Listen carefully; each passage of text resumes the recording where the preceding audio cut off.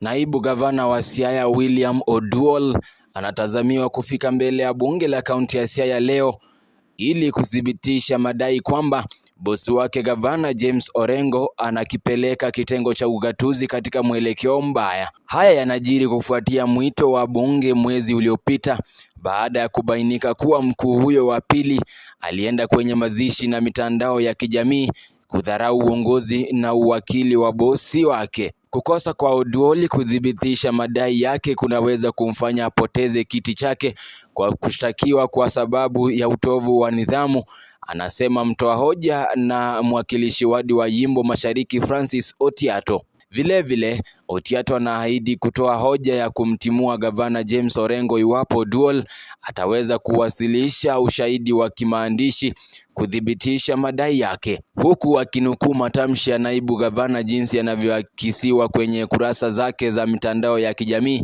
Otiato alibainisha kuwa madai ambayo hajadhibitiwa yanaashiria kutokuwa na imani kwake na Oduol na kutokuwa na imani na uongozi wa kaunti. Miongoni mwa masuala ambayo Oduol anatakiwa kueleza kwa kamati ya bunge ya usimamizi mkuu ni pamoja na madai yake kwamba utawala wa Orengo utakuwa mbaya zaidi kuliko ule wa mtangulizi wake na gavana wa kwanza Colonel Rasanga. Pili ni kwamba Orengo ni msimamizi ambaye ameruhusu wahusika kutiliwa shaka kuiba rasilimali za kaunti bila kuzuiwa.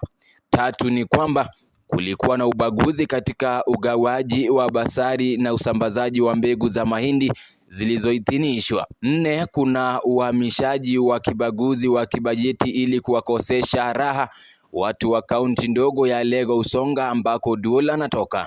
Tano, maafisa wengine katika kaunti hiyo wanatatiza wenzao kwa sababu maafisa hao wanatoka ya Lego Usonga. Pesa za kukamilisha ujenzi wa uwanja wa Siaya huko Lego Usonga zimeelekezwa kwenye ukarabati wa kituo cha mchezo cha Miwena katika kaunti ndogo ya Bondo. Na mwisho ni kuwa kuna watu katika kitengo cha ugatuzi wanaomtaka Oduol atoke afisi za naibu gavana.